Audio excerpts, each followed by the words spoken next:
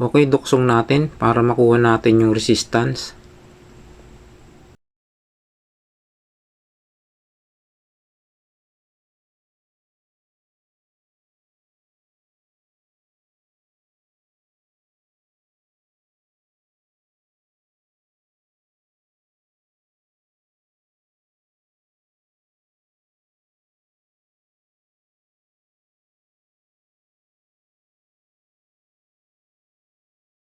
Okay, check natin.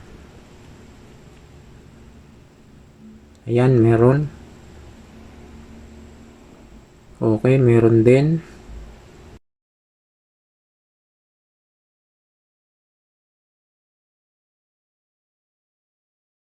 Okay, so lahat meron.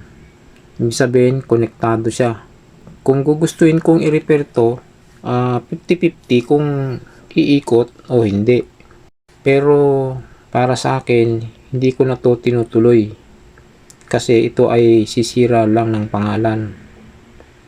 Hindi na rin ito tatagal. Lalo't ganyan na aluminum siya. Kaya ginagawa ko dito, kahit kompleto yung kanyang resistance, hindi ko na rin siya ginagamit. Nire-rewind ko na. So ito bali kukunin natin yung kanyang data para ma-rewind na natin.